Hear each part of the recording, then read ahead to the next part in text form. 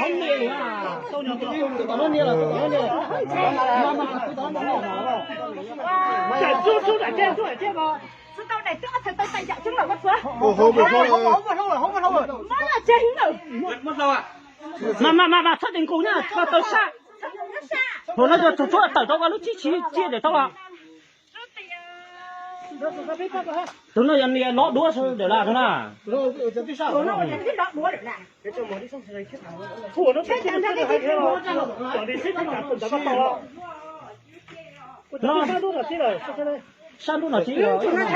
Chứ nếu mà plot tao đũa lú chứ tao mà biết gì to mà.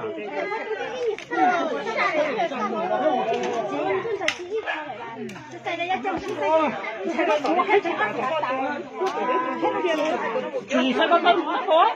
Nó có đâu đó. Chỉ à.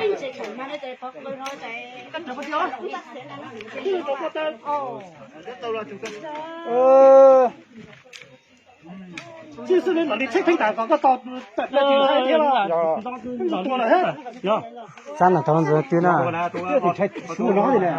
Tụi nó sai đồ, tụi nó chỉ không nhá được à. Có cái lo nếu trong cái lo đấy, hiện tại nó sẽ có cái Ra lầu nhỏ rồi. Không giờ là xuống cái đây. Để chứ chứ nó cái tụi đi mà. Mất ra lồng khổng ra gì cả. Cha ra phi tàu là.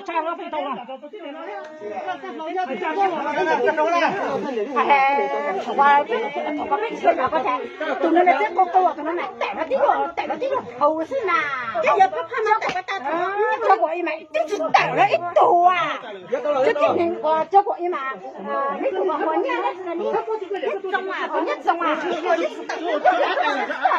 tài chính rồi. Lo rồi chứ lo rồi. Giờ bắt cũng không lo là.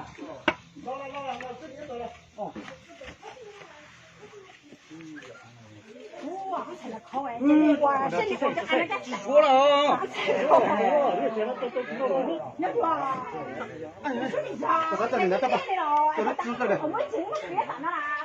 Đủ đấy không à? Nhưng mà quyết định là ra từ này nó